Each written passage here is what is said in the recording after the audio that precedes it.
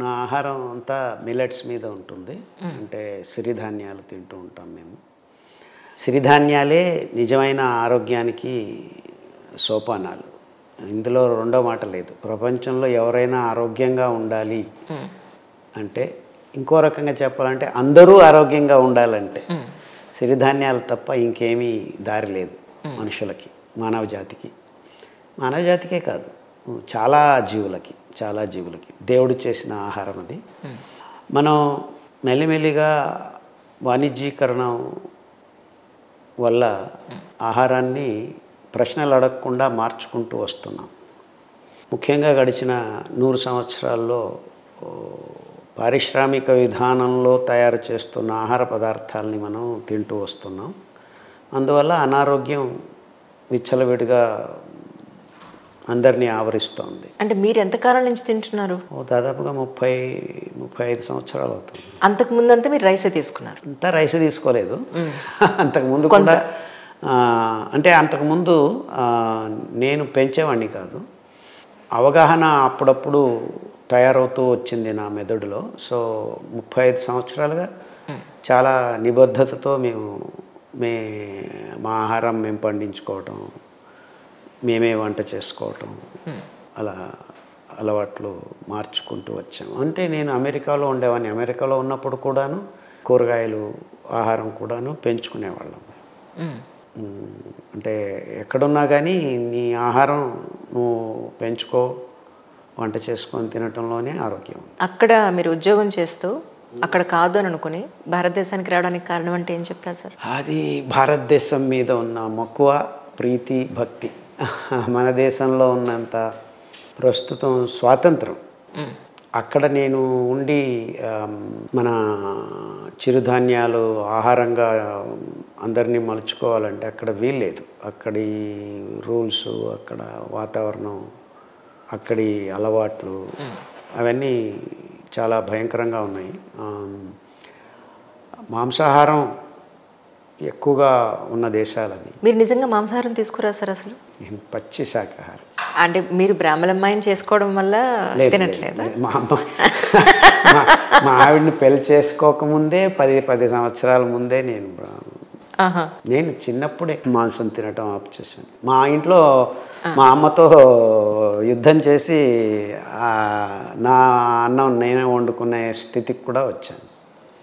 ఆహారంలో నాకు ఏ ఇబ్బంది లేదమ్మా. శాకాహారము అండ్ సైంటిఫికలీ, వైజ్ఞానికంగాను మానవ జాతి శాకాహారులే అనే దాంట్లో రెండో విషయం లేదు. అనాది కాలం నుంచి వీళ్ళు నేరేటివ్స్ బిల్డప్ చేసుకుంటూ వచ్చారు మాంసాహారం అని.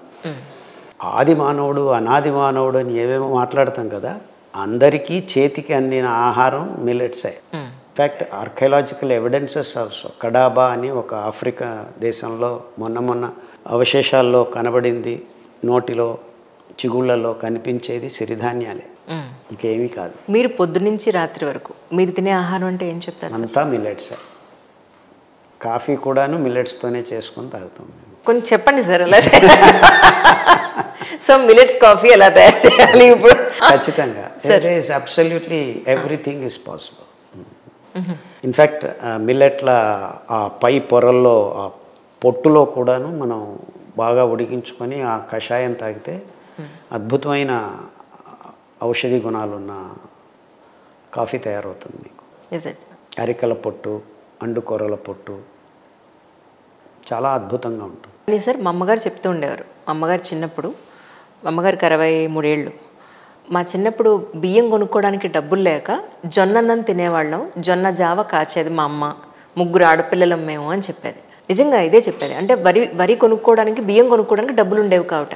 కానీ ఇప్పుడు అంతా రివర్స్ అవ్వలేదు సార్. ఇదే కొర్రలు ఇప్పుడు ఎంత కాస్ట్ అయిపోయాయి మనం కొనడానికి? లేదమ్మా, రివర్స్ ఏం కాలేదు, అది అలాగే ఉంది.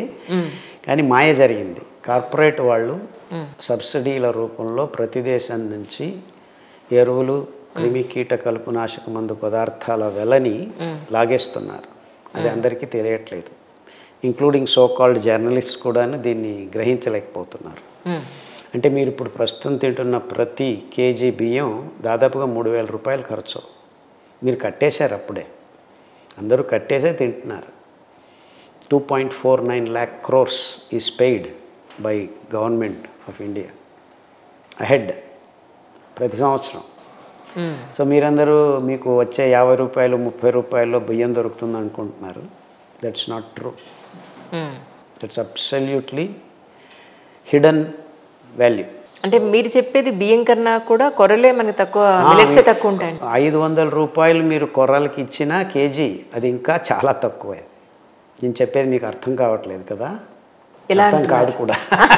ఎలా అంటున్నారు? నాకు సరే, ఇప్పుడు నేను ప్రజలకు చెప్పాలి కదా, దాని గురించి జన్నా చెప్పండి. ఇప్పుడు మీరు 1 కేజీ బియ్యం పండించేదానికి ఫర్టిలైజర్స్, పెస్టిసైడ్స్ కంపెనీలకి డబ్బులు ముందే రాసిస్తున్నారు, ఎరువుల కోసమని, రైతుల కోసం. దాన్ని విభజించేసేసారు. దాన్ని మీరు దీనికి యాడ్ చేయట్లేదు. కొర్రలు పెస్టిసైడ్స్ లేకుండా పండిస్తున్నారు ఏమిటి? జీరో. నిజమా? Zero. They don't take any pesticides, they don't take any fertilisers. In fact fertilisers ఉన్న భూమిని మళ్ళా మీరు సారవంతం చేయాలంటే మీరు పండించాల్సింది కొర్రలు, అండు కొర్రలే, ఇంకేరే దారి లేదు. మేము అవన్నీ ప్రయోగాలు చేసి చూపించాం. You want to clean up all the non sense you have created by growing rice, wheat. ఆ భూముల్ని మళ్ళా సారవంతం చేయాలి, కెమికల్స్ లేకుండా చేయాలి అంటే మీకు ఉన్న దారి ఇదొకటే. అంటే మీ ఉద్దేశ ప్రకారం ఏ దేశంలోనైనా సరే కొర్రలు, అంటే అన్ని దేశాల్లో కొర్రలు పండే అవకాశం లేదు కదా సార్? అన్ని చోట్ల పండించవచ్చమ్మా. మొత్తం ప్రపంచం అంతా పండించుకొని తింటున్న ధాన్యాలు ఇవి. ఇన్ఫ్యాక్ట్ కొర్రల్ని ఇటాలియన్ మిల్లెట్ అంటారు. అంటే ఇటాలియన్ ఆల్ప్స్, ఆ కొండలు, ఆ లోయలు, ఆ చర్యల్లో అంతా వైభోగంగా పెరుగుతున్న ధాన్యం కొర్రలు.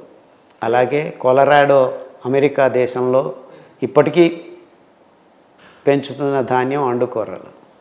చైనా లాంటి పెద్ద పెద్ద దేశాల్లో అనాది కాలం నుంచి తింటున్న ధాన్యాలు అరికలు. జర్మనీ, జపాన్ దేశాల్లో తింటున్న ధాన్యం ఊదలు. They are called German millet. African millet సామలు, అమెరికన్ మిల్లెట్ అండు కొర్రలు, ఇటాలియన్ మిల్లెట్ కొర్రలు. సో మన అదృష్టం ఏంటంటే ఈ అద్భుతమైన ధాన్యాలన్నీ మన దేశంలో పండుతాయి. దానికి వేరే వేరే పేర్లు ఉన్నాయి అనుకోండి.